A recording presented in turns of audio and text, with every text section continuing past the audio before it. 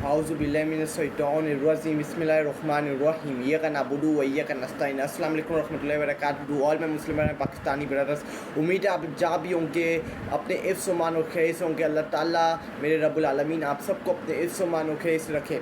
मेरे पाकिस्तानियों, बहन भाइयों, मेरी पाकिस्तानियों की आवाम, मैं आपसे मुखातिब हूँ। इस वक्त पाकिस्तान और इंडिया की जो जंग है, वो जो टेंशन क्रिएट हुई हुई है, वो टेंशन रुकने वाली नहीं है, ये आगे जा रही है। जो अपनी गिरफ्त है पाकिस्तान में, जो इंडिया की जंग है, जो कॉन्फ्लिक्ट है, वो जो टेंशन इस वक्त फैली हुई है पूरी दुनिया के अंदर कि पाक भारत जंग के बारे में क्या होगा। पूरी दुनिया मना कर रही है कि जंग रोकी जाए। पूरी दुनिया नरेंद्र मोदी को मना कर रहा है। रशिया हो, अमेरिका हो, चाइना हो, बड़े मुल्क सऊदी अरब हो, तुर्की हो, ईरान हो, वो फ़ोन कर रहे हैं नरेंद्र मोदी और उनकी आर्मी को मना कर रहे हैं कि इस जंग को नहीं छेड़ना है। इसका जो इख्तिताम होगा वो बड़ा ख़तरनाक इख्तिताम होगा। लेकिन नरेंद्र मोदी एक देशभक्त है, नरेंद्र मोदी एक कातिल है। वो चाहता है कि ये जंग हो, उसके जहन के ऊपर ये सवार है कि हमने जंग लड़नी है, कुछ हो जाए, कोई मरे कोई जिए, लेकिन हमने पीछे नहीं हटता। अब हमने जंग लड़नी है। पहला ग्राम जो वाक़या हुआ है ना, इन्होंने उसका सबूत पिछले 8 दिन हो गए, 8 दिन हो गए, 1 हफ्ते से ज़्यादा हो गए, 1 हफ्ता हो गया ना, तो इन्होंने सबूत दिए कि एविडेंस दिखाएं दुनिया को कि पाकिस्तान ये रहा एविडेंस कि पाकिस्तान पहलगाम एक्सीडेंट के अंदर मुलविस है। लेकिन इनके पास कोई एविडेंस, इनके पास कोई सलूक, इनके पास कोई एविडेंस, इनके पास कोई सबूत नहीं है कि दुनिया को दिखा सकें, इंटरनेशनल मीडिया को दिखा सकें। ये सिर्फ ड्रामा है, पाकिस्तान के ऊपर हमला करना बहाना है। ये इनकी अपनी सिक्योरिटी की नाकामी है जिन्होंने ये दहशतगर्दी नहीं रोक पाए।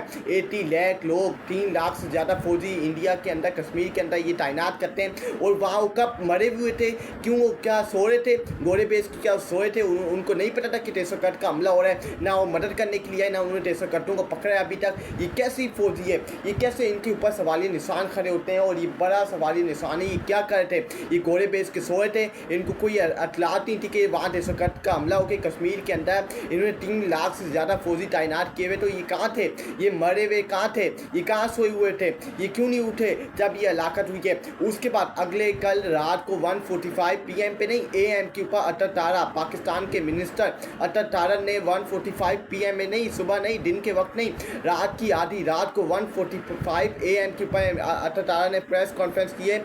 उसके अंदर उन्होंने ये बताया कि पाकिस्तान के ऊपर अगले 24 से 48 घंटों के अंदर इंडिया हमला कर सकता है पाकिस्तान के ऊपर। और ये बहुत बड़ा ये जंग अगर छिड़ गई, ये जंग का आगाज हो गया, ना पाकिस्तान रुकेगा, ना पाकिस्तान रेटिएट करने का सोचेगा। पाकिस्तान रेटिएट करेगा, पाकिस्तान आगे से रेटिलिएट करेगा। पाकिस्तान पीछे हटने वाला नहीं है। अगर ये जंग इंडिया ने स्टार्ट की तो इस जंग का बहुत बड़ा नतीजे निकलेंगे। ये जंग रुकने वाली नहीं है।